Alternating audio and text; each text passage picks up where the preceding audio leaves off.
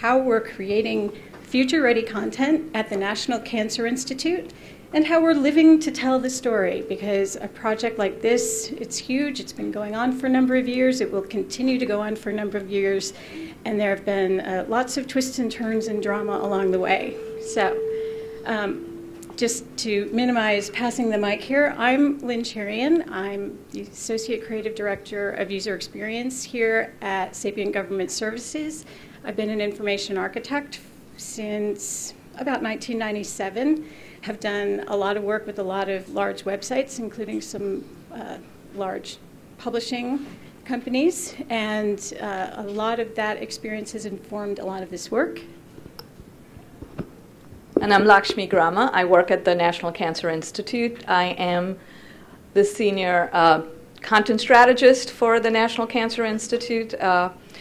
And I just thought as we started off, I might take a walk down history a little bit. Because I started working for the federal government about 13 years ago. And when I walked in, the title I had, or the position that I was in, was called Technical Information Specialist.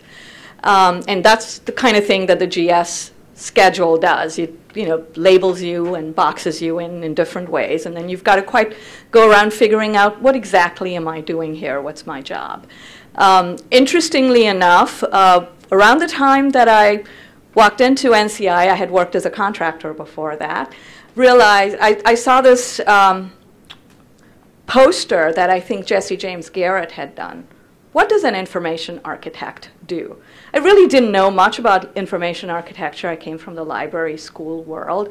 And of course, categorization and classification were all near and dear to my heart. But when I actually looked at what he had come up with, a lot of the things were things that I did. But I was not an information architect. I helped work on information management. And so I continued to absorb a lot of that work and working with colleagues in the private sector in helping develop NCI's web presence. And around probably about 5-6 years ago, when Christina Halverson came out with her book about content strategy, I started thinking, that's something that I do as well.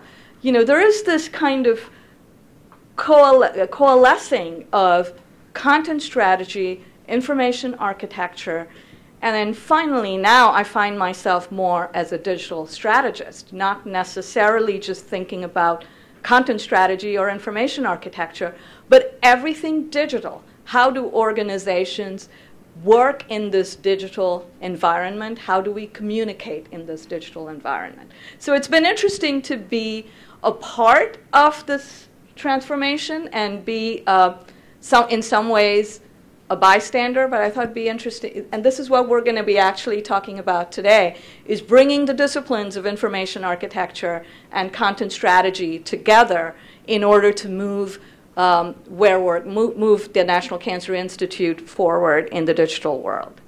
So just to give you a quick, if you've been in this area, you probably know the National Cancer Institute, but for those of you who don't, we're part of the National Institutes of Health. We are the largest institute within the National Institutes of Health. We are the federal government's principal agency for cancer research. We also, unlike many other government agencies, have a legislative mandate to communicate cancer information, to communicate the results of cancer research to the public. That is in the law that authorizes the National Cancer Institute. So we take very seriously the business of getting information out to the public, to people with cancer, to others who have an interest in cancer research and what we do. So I want to give you, when you're in a slide presentation and are doing the historical perspective, it also gives you a sense of how long I've been doing this. So just to give you an overview of NCI's content and what we have, people may not know, but NCI has been in the content publishing business since the 1980s. And we've published content that has been delivered in all different ways, all the way from dial-up connections at the National Library of Medicine when people could actually log into our databases and search our information and our content, all the way through some of the earliest government websites. We did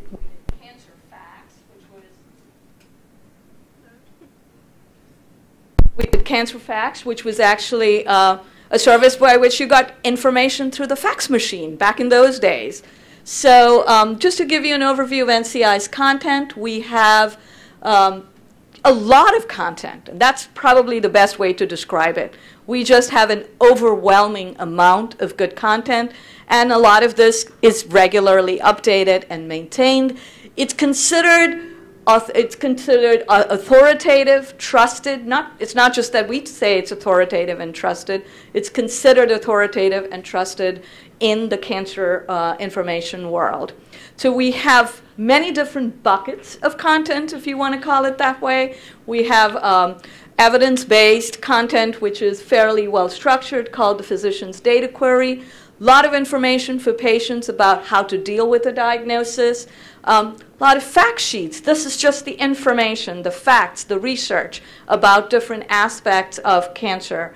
And then we also have more of an articles about ongoing cancer research. And to boot it all, we have a Spanish website that goes, that does, I wouldn't say completely mirror the English site, but at least for those pieces of information that are important for speakers of Spanish, they have a Spanish equivalent.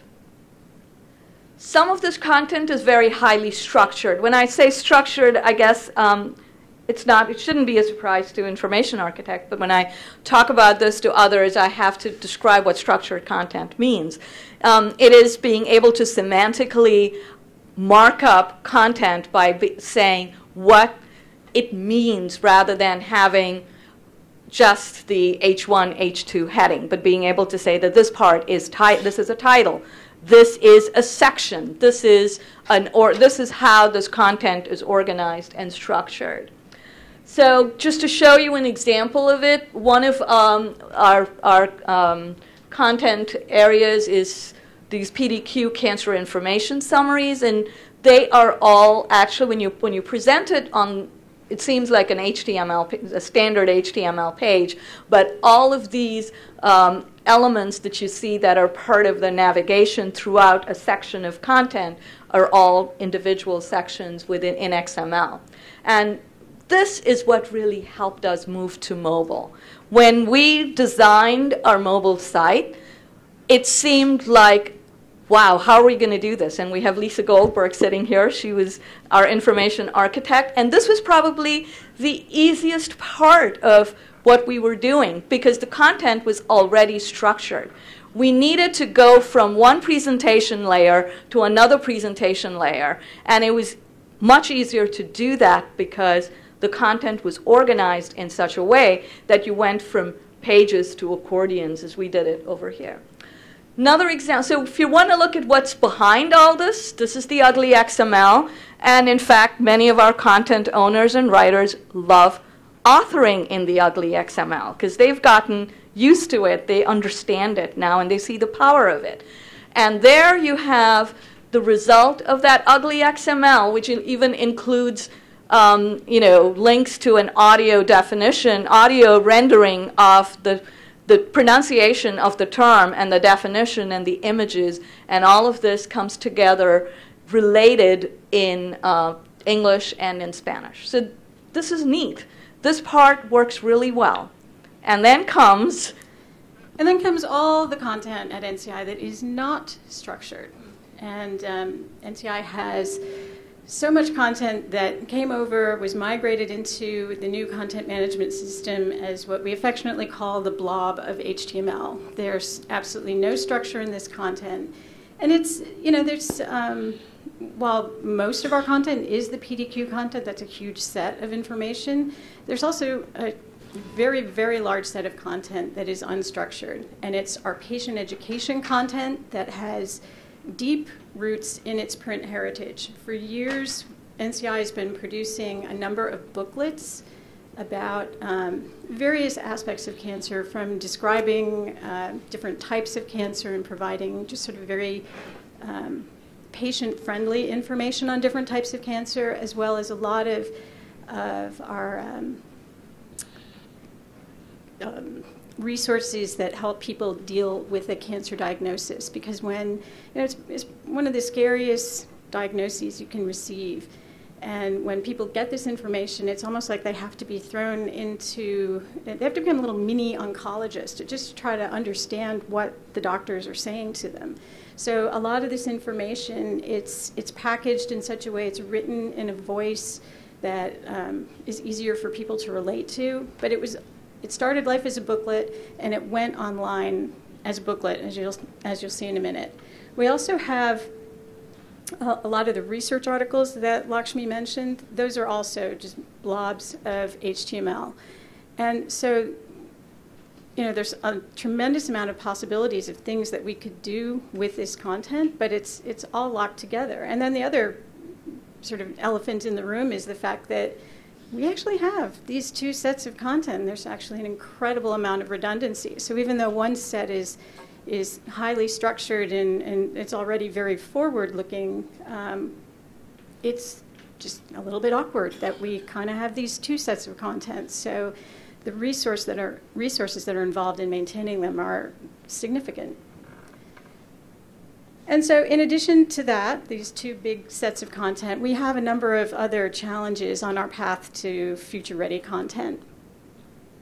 We have 2 content management systems. And part of the reason why we have 2 content management systems is because traditionally in web shops, content management systems have been thought of as web publishing systems. They're really not content management systems. They are places where you put content with the primary intention of publishing out to a website.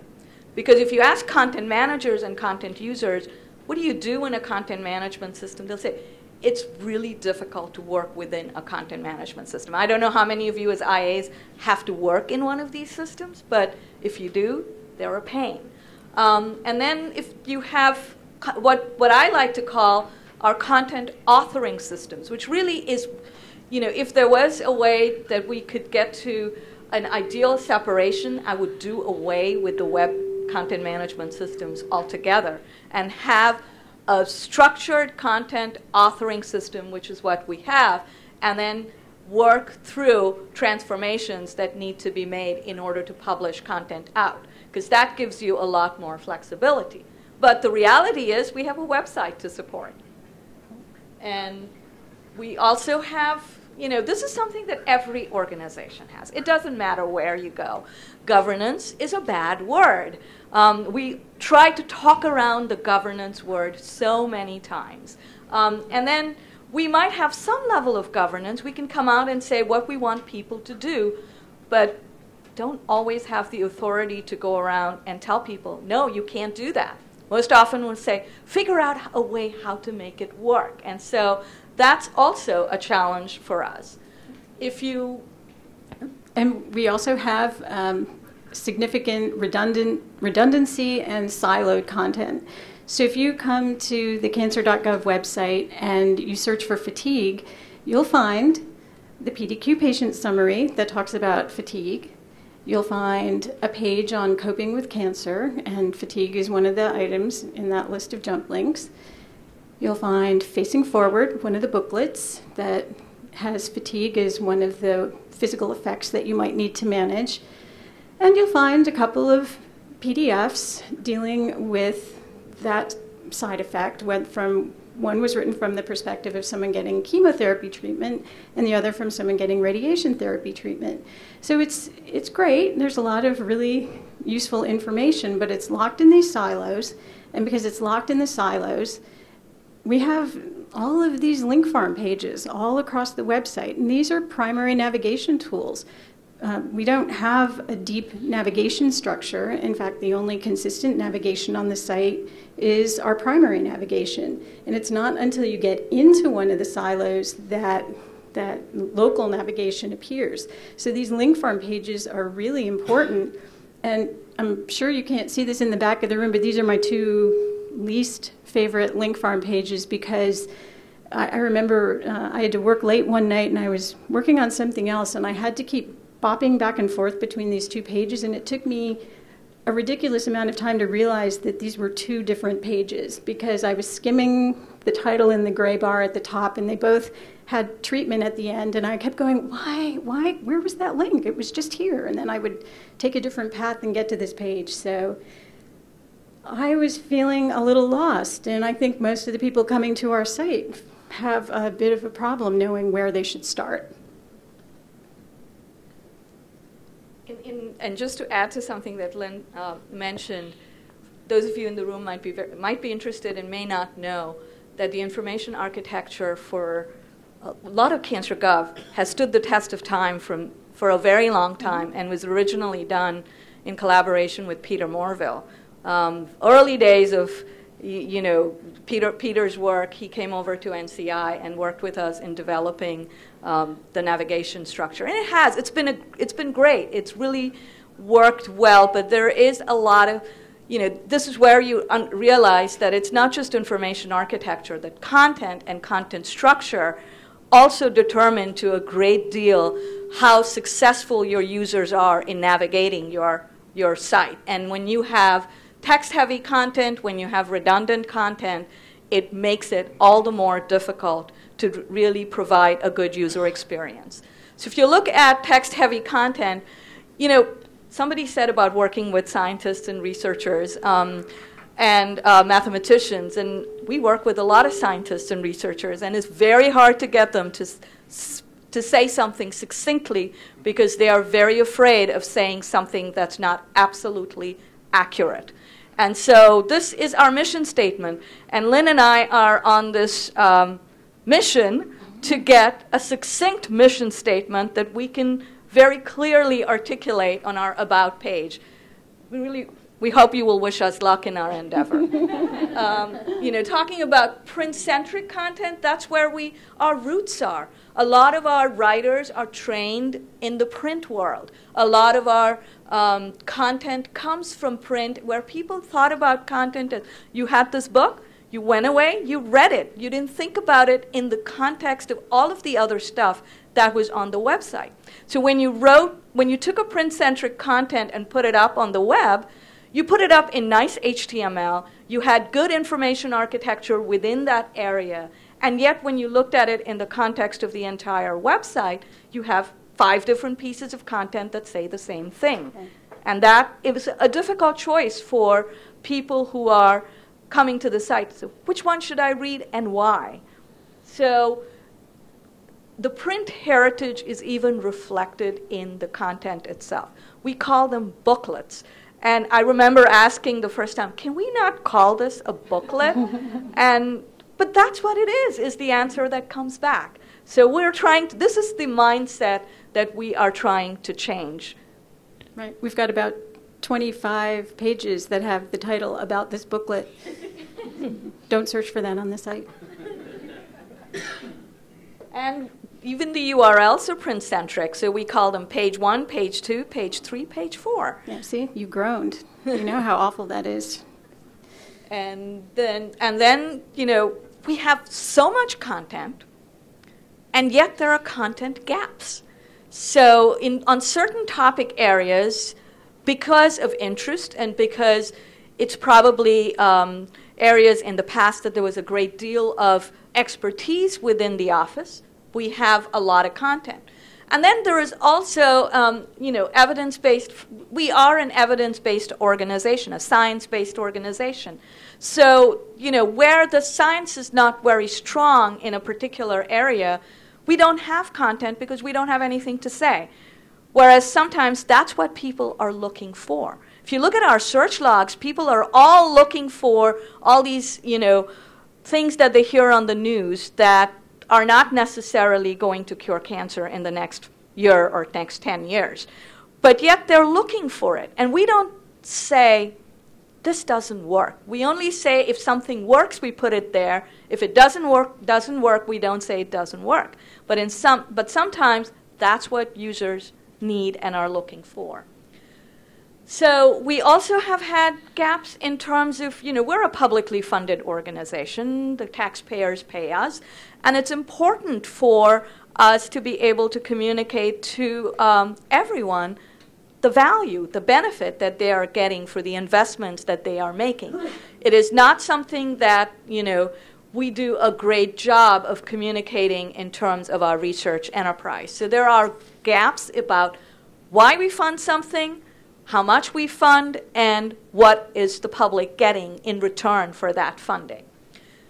There are also some well-intentioned ideas, some of which I was a part of creating. Right. I'm going to talk about this section because this story kind of breaks Lakshmi's heart. We spent a tremendous amount of effort, engaged in a tremendous amount of user research, and this gets back to what I was saying earlier. When someone gets a cancer diagnosis, they're terrified. Their friends and family are terrified, and everybody tries to seek out information that's going to help explain it. And so we realized that we weren't really optimizing that experience, so we embarked on an effort to create what we were calling the new cancer type landing pages. And it was actually a bigger effort than just the landing pages. But again, engaged in user research, we found out that this current page, and we're not even showing all the problems in this half a page screenshot here, but this is a non-Hodgkin lymphoma page. It starts with this block of a definition, and so it kind of lied a little bit earlier when I said some of this content isn't structured. That definition is actually being pulled in from the PDQ by this template, but then the rest of the page is just a long link farm, and it's in 3 skinny columns below the line here, and it's really, really hard to read, and it's, it was just a problem. So did the user research and came up with a concept where we're creating this whole little world of non-Hodgkin lymphoma information with a navigation structure along the left, and the labels in the section for patients and caregivers aligns with the sections in the body of the page. We didn't show the full definition, so the page already looks a little lighter. We added the image. It was really a great approach. But the problem is, if you're trying to keep people in this continuum of information about non-Hodgkin lymphoma, is that you can't solve a content problem with technology. Below those dark purple boxes, which represents the sections, every time you see a different color or a different colored outline on this diagram, you were taking someone out of that information architecture and into the architecture of the other piece of content on the site, whether it was a PDQ summary, whether it was a booklet, whether it was a fact sheet, whether it was something else. So we were only giving them that experience at the very highest level. We weren't really creating a good experience. We thought we could solve it with making some changes to our templates, and it just didn't work. So now it's time to fix the content.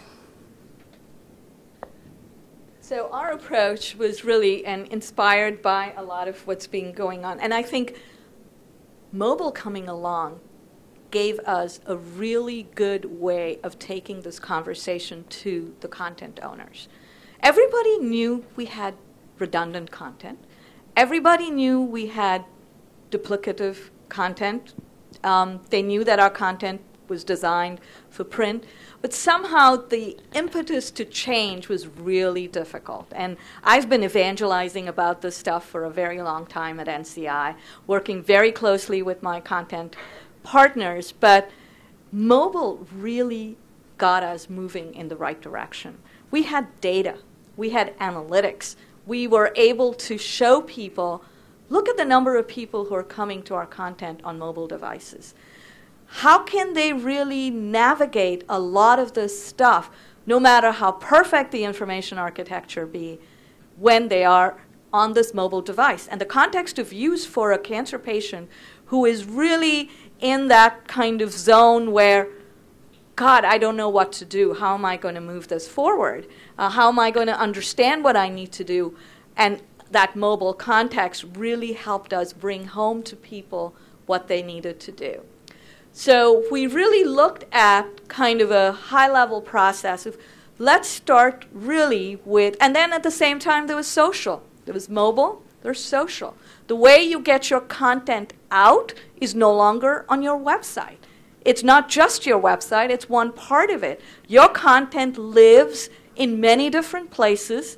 It gets shared in many different ways. It's really important to give your content legs, as it were. And I think I always love, Rachel Lovinger had this blog post where probably almost 6-7 years ago when she talked about free your content, and she says, content is free like a bird and not like beer.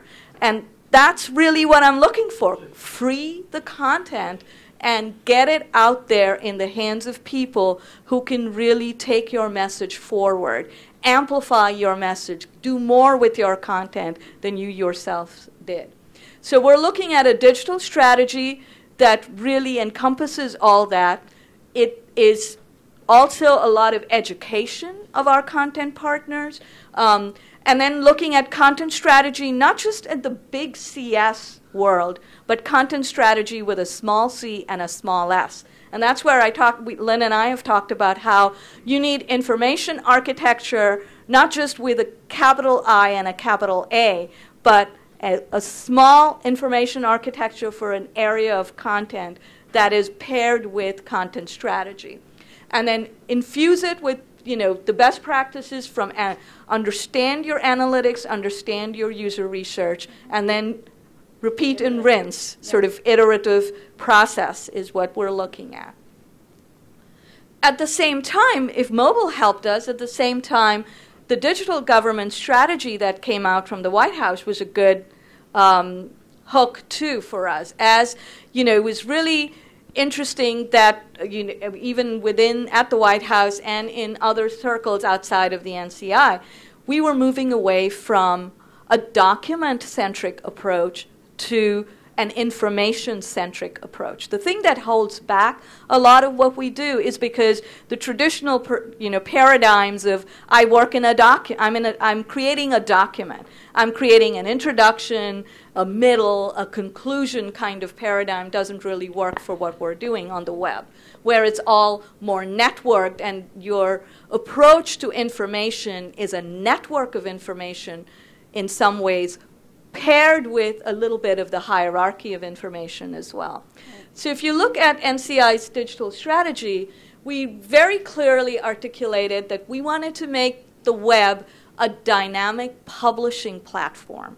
It's not just posting content, but that it's dynamic, it's publishing, and in order to do that, it needs to be metadata driven. It's to also create a more coherent user experience, because even on our main website, as you move from these different silos, there are different ways in which you experience that content. There's differences in tone, differences in the way it's presented. We certainly have an important role, an important goal of communicating NCI's research and engaging the research community. We want to be transparent in how we do our work, because again, this is more an organizational imperative than it is sort of a communications imperative. It's certainly to make our content engaging and shareable, so that people, it's hard to make cancer content engaging. What I mean when I say make it engaging is it needs to connect with people. It needs to be something that they immediately see and understand that it solves their problem, that it's also shareable, so that very often we have people who are friends or family members who come and want to share what we're doing. And making content shareable is important. And definitely future-proof our content and be able to disseminate it anywhere. So I'm going to talk in a little bit more detail about some of our efforts to educate the content owners. We started with our primary content creators. Those are the folks that work most closely with us in our same office. And they're responsible for the PDQ content and most of the patient education content, and also some of the research content.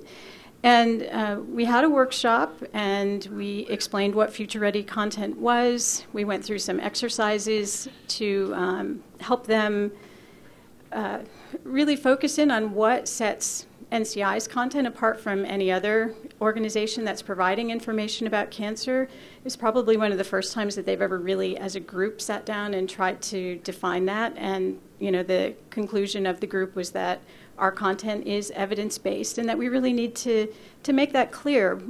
We could probably do a better job with that throughout our content. And then in that very first workshop, which was a day-long workshop, we ended with an exercise on how they might actually create modular content. And I will not say that exercise was successful. It ended up being just kind of like a big discussion. And everyone assembled back together in the main room, and we talked about it, and everybody said, yeah, we get this. This makes sense. Yeah, we got it. But they didn't really get it.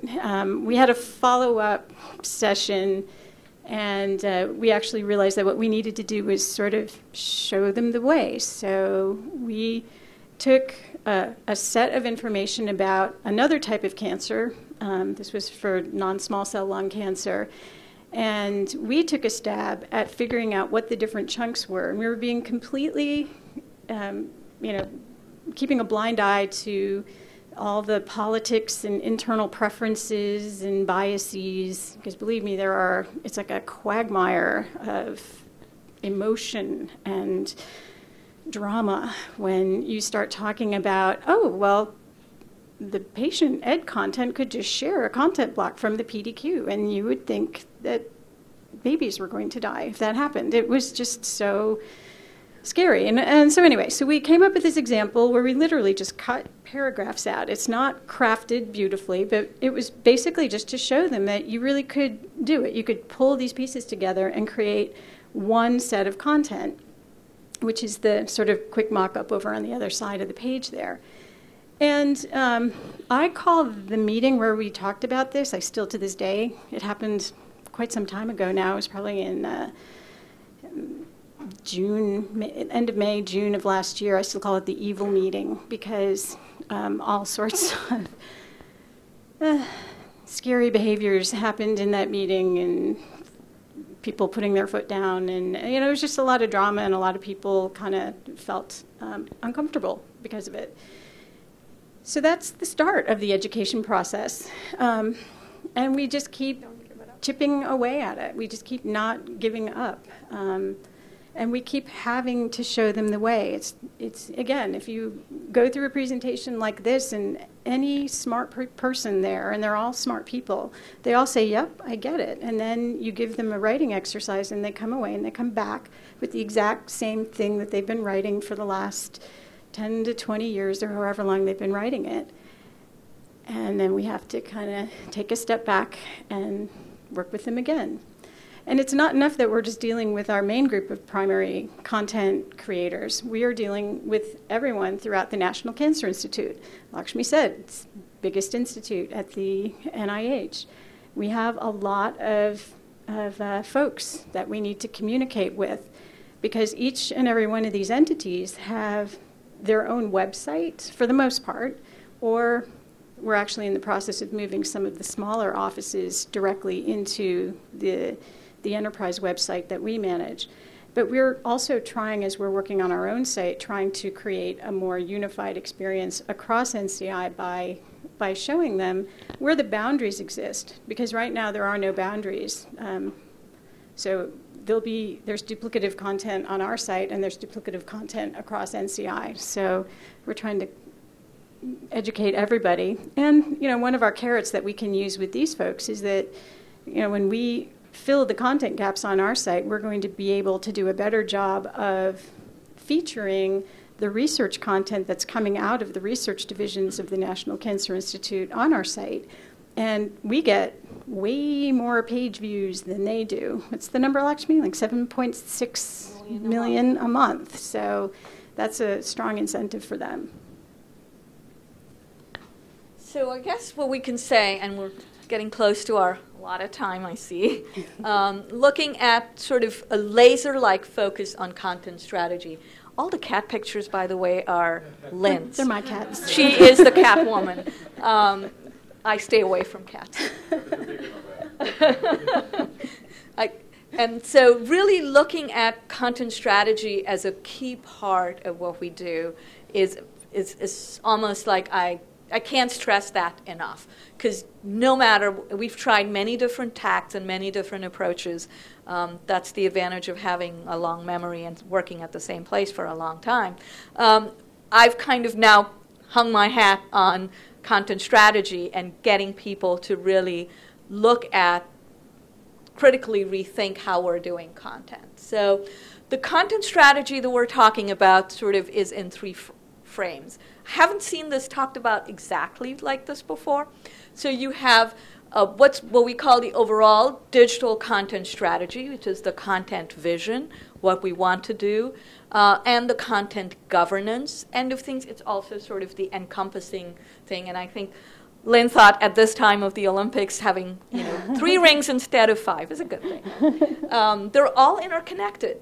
The editorial content strategy, people don't, I mean, this was what Christina Halverson was and others in the content strategy business have been talking about. The day after the website launches, which is really what happens is people plan for the launch of the website, they don't plan for what happens after that. And this is what editorial content strategy is all about. It's what happens once the website launches. How do you keep it going? How do you keep it fresh? And if you're really talking about dynamic publishing platforms, that's what you need to do. So editorial strategy, certainly content strategy involves a lot of technical things. I mean, those of you who work with content management systems know you need to know about content templates, content workflow, what metrics. How do you produce this content is also part of the editorial strategy. Who's writing? What are their beats? Bringing some of the things that you have in managing a journal or a magazine or a newspaper into content strategy. And then finally, content governance. So really we're thinking about a content vision, which is having a new editorial strategy, and that is something we have had. It's not that we don't have editorial frameworks at NCI, and in a lot of places you'll have. But people have thought about this as, oh, I have a newsletter that I'm putting out. I have an editorial framework for that, which is again going back to your product-based, silo-based content framework. Whereas what you're looking for is now not really that kind of a product-based framework, but probably a blog. Mm-hmm. So you're making content more engaging and more shareable, so that right from the beginning you're thinking about, when you're creating content, how does it get shared? Is it relevant to get shared? Those of us, when you know that in social media, if you don't have a picture, you may as well be dead. So you can have the most interesting social media post, but no one is going to read it if you don't have an image that really captures your mind. Whether it's something that you're doing on your own Facebook page or what we're doing on the National Cancer Institute's Facebook page. So it's important to think about all of those things as you think about new content. We're also filling content gaps that we've talked about, but I'll have Lynn can talk a little bit more about the structure that we're looking at. Right. Notice the picture. Right. So as Lakshmi just mentioned, one of the key aspects of doing a project like this is really thinking through and making sure that the technical content strategy is meshing up with the editorial strategy and the digital strategy. So what we're doing at NCI is we are taking for the unstructured content that is in a percussion content management system. It migrated in 2011, February Super Bowl. It was Super Bowl night of 2011. And but it migrated in, as I said before, as one blob of HTML. But we separated it out into a bunch of different content types, thinking, we looked at it and we said, well, this clinical trial results look this way, and featured clinical trials look another way, and press releases have this format. And so we created those content types thinking that we would go back in at some point and add the structure. But over the years, we've realized we didn't really need any additional structure for some of those content types, and we would never take the time or the effort or prioritize it enough to do that. So why don't we just simplify our implementation to make it easier for the content owners to work with? So the red rectangles here are representing some of our primary page-level content types that I think we're going to end up with, because we're still in the middle of this effort right now. And then the white square content types are our supporting content types. And we're actually spending a tremendous amount of effort. And when I say we, I mean I'm looking right at Laura here in the audience, who's doing a tremendous amount of analysis, particularly on our image and infographic content types, because, as Lakshmi was just mentioning, we need to make our content more engaging and more shareable. So I don't know if anybody's looked into the semantic markup required to make every social media outlet work, but it's Byzantine, and they all have different rules, and they all have different image aspect ratios, and they change their rules. They change the rules from when Laura started her analysis to where she is now, and it's hard, and you have to make some tough decisions about what you're going to support and what you're willing to deal with in terms of how the images are going to come across when they get shared. So, so that's another big aspect of what we're doing. We're trying to not only improve the content management system structures that we're working with, but also make sure that when it goes social, that it works for everyone else as well. And all of this is sort of being done keeping in mind what NCI actually started its it was really known for. I don't know how many of you around the room here know, but usability guidelines actually started with NCI user research. Usability.gov is a site that exists now that has a lot of evidence-based guidelines on things that work from a usability perspective. But a lot of that came originally from user research that NCI did. So we have a very strong, tradition of user research at NCI. And definitely it's informed. All of the work that we're doing goes back to our personas, goes back to the work that we've done, and oftentimes thinking about, does this work for this persona? Definitely we're looking at, there's experience journeys. So when we talk about cancer patients, there is in the way they deal with their cancer a journey. And their user experience journey on cancer.gov needs to match, needs to align with that journey. And we've looked at for all of our different audiences, looking at these personas.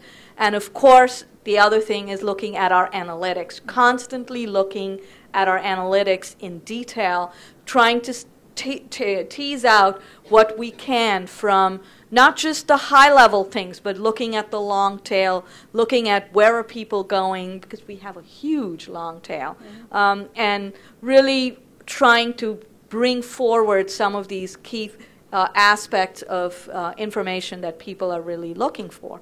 And looking at our analytics actually brought us to sort of the decision that Lynn's going to talk about related to... But I'm going to talk about that a little bit later. But first, I want to go back to that concept of IA-informed content. So as part of this whole effort, one thing that we haven't really talked about, because we've been focusing so much on the content, is that we are actually completely redoing the website. We are completely redoing the information architecture, and we'll be implementing a redesign. And so a fresh new look and feel. But as we're re-architecting the site, and as we're dealing with the fact that so much of the content is duplicative, and as we're fixing the fact that there's content in booklets, and as we're figuring out how we're going to fill some of the content gaps, what we're doing is we sit down and we review the overall content strategy with the content owners, and we come up with a draft sitemap, which is a traditional IA document, as you all know, and we're using that to guide the content development, and it shows them the gaps that need to be filled, and then we just sort of iterate on this process. So we're letting the IA and the content inform each other. We're also trying to focus on creating modular components. This is the hardest thing. I'm going to say it again. I know I said it before, but intellectually everybody gets it, but then when they write the content, they don't write it this way. They'll write it very specific to the one piece of content that they're writing. So it's every single time we interact with them about the content, we have to kind of re-educate them and show them an example of how that content could have been written in a different way to be modular. So that's one aspect of it, and we're also thinking about modular content to drive functionality. So that if we wanted to build a gallery of cancer-related infographics, we'd be able to, because the infographic isn't stuck in the body of the page and because it's tagged with appropriate topic metadata in order to make that happen. So we're thinking through all of this. And this is my favorite slide, I think. And we're taking down the HTML booklets. Yay! We're not getting rid of the booklets. We are keeping them as ebooks, we're keeping them as PDFs, but we are taking the booklets, turning them into a coherent set of web content, and then each of these booklets might have a particular audience that it's dealing with or trying to reach. Sometimes it's a parent of a child with cancer, sometimes it's a sibling of a child with cancer. There's all kinds of different specific audiences, and those are important. We don't want to take that away. Yes? What happens if you're keeping the PDF? What about accessibility? Well, we still have accessible PDFs. Accessible PDFs. Right. So, I mean, we have to, we're a federal agency. We live very deeply in the land of accessibility and 508 compliance. So that's just something that we have to do. We actually have to fix some of these PDFs to make them 508 compliant, but we can do that. And overall, we'll end up in a better place without having the redundancy on the site. So we're taking on the booklets. And, that process slide says that we need to focus on project and change management as part of this whole process, which couldn't be truer. So we've got a whole slew of documents that look like this that are mapping out the timeline for the overall roadmap, and then specific roadmaps focusing on the content development, and then key milestones broken out by phases. So, until we actually could put a lot of this structure into place, sort of like we had to get far enough to know where it was, how we could actually slice it up and break up the work, because we're better able to figure out our technology timeline than we are our content timelines, because we don't own the content. Hey, it's another cute cat picture. He likes the remote control. So change management, it's always tough, and I'm glad that this morning we had Dan Brown's talk, because a lot of times you don't realize is, I talked to our new director and said, dysfunction or problems with the website very often reflect dysfunction within an organization. You can't always, change a website because it's not, I won't say total dysfunction. We do manage to do a great deal of work, but at least it reflects the kind of conflicting poles and tussles that happen in an organization. That is normal. And it's not unique to the National Cancer Institute. It's part of, you go to any big corporation, you're going to hear the same thing.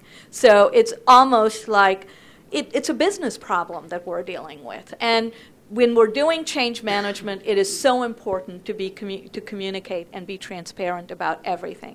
So that has been a core feature of everything we're doing.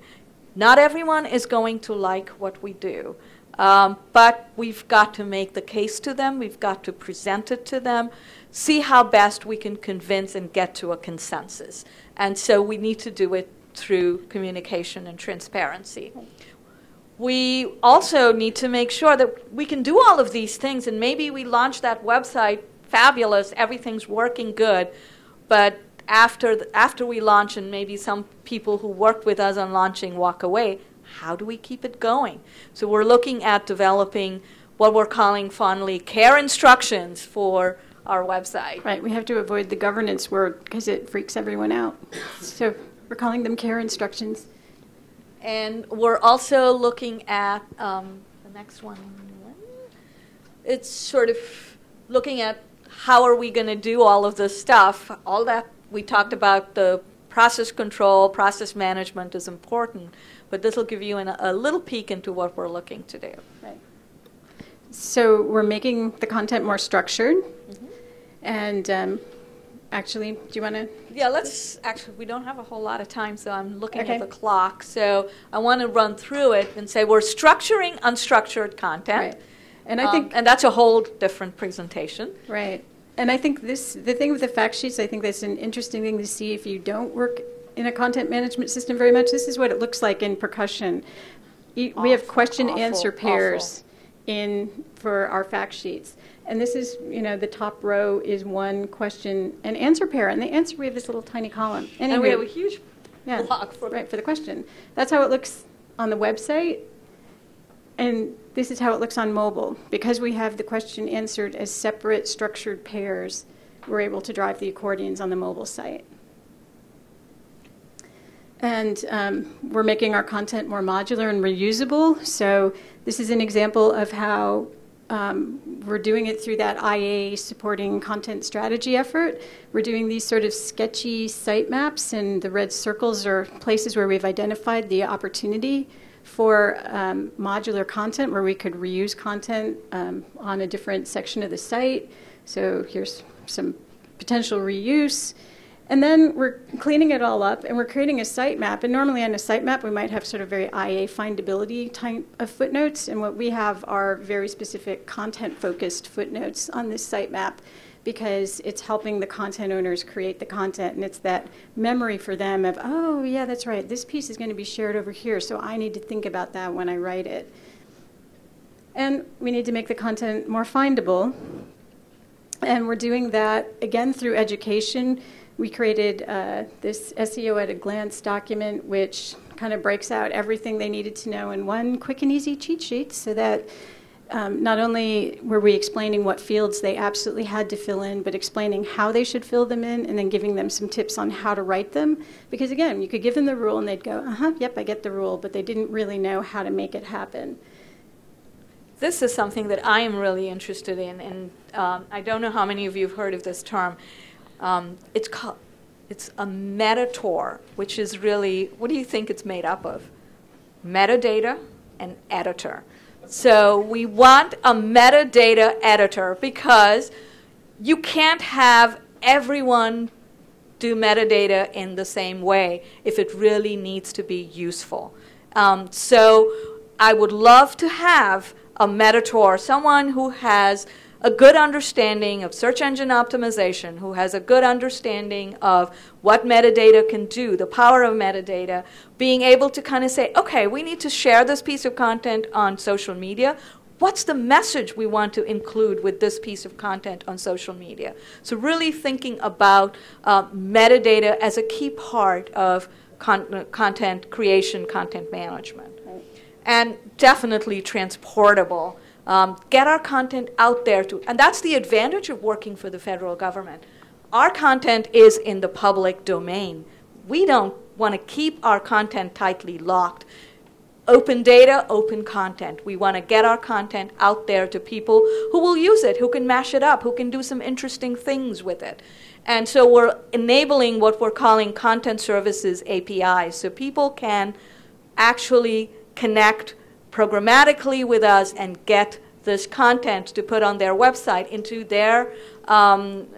their mobile applications, into whatever they want to do with it, and thereby increasing our audience engagement with the content. So give you an example of one of the things we just recently did. There was World Cancer Day earlier this year, and as part of that, the theme was cancer myths. And we actually created a piece of content which we called Common Cancer Myths and Misconceptions.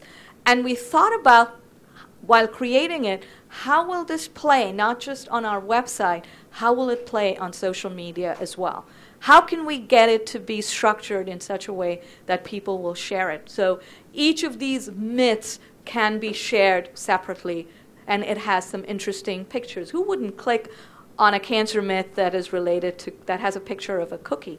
And we saw that really take off in social media this last month or so when we posted our comments through our various channels. I'm going to rush through because we're running out of time, and I want to give you time to talk a little bit about responsive. Okay. So this is another new feature we're looking at, which is the blogs. Okay. So We're also doing a lot of work now to create more infographics, which are a great way to communicate some health information. These are actually some snippets from an About NCI infographic that we're working on. And it's, again, a lot of our content is text heavy, so this is going to give us a little bit more visual wow to the site, as well as we're creating more multimedia.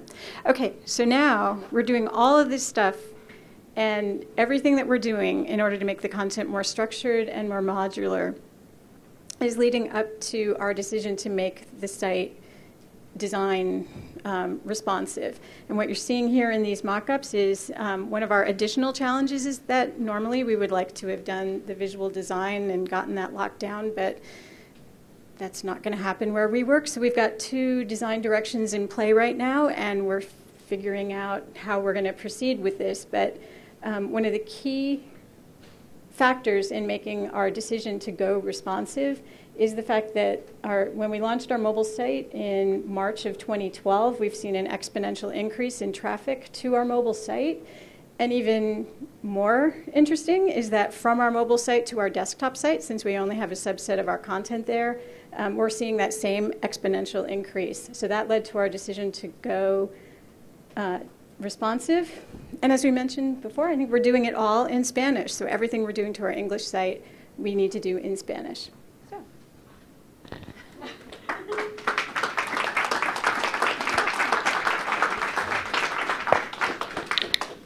Are there any questions?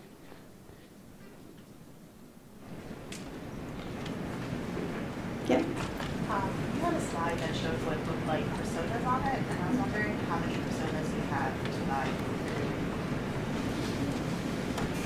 We have personas for each of our different audience categories.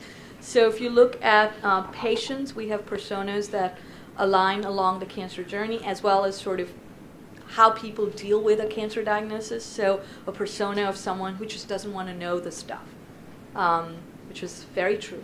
And then a persona of someone who is very deeply engaged, wants to know everything, including what the doctor and the researcher are all reading about. So, and then we have personas for our health professional audiences. So in all, I think about 25, I don't remember the exact number, but we have about 25 different personas, and that's a challenge because... Laura, how many? 37. 37? 37? Okay. I think of 25 key ones, I guess, but yeah, there are a lot of personas. There are different levels. There's the grouping, and then there's all the particular personas. So they do recruiting for testing, they just look at the level 1. Yes? I'm curious, when you're trying to make your content more modular and schema.org, how does that play into the government's mandate to try to make things that I think is great content at the 8th grade reading level, especially considering that half of your audience are, lay people who might have cancer or nursing with cancer, and half of them are oncologists and epidemiologists.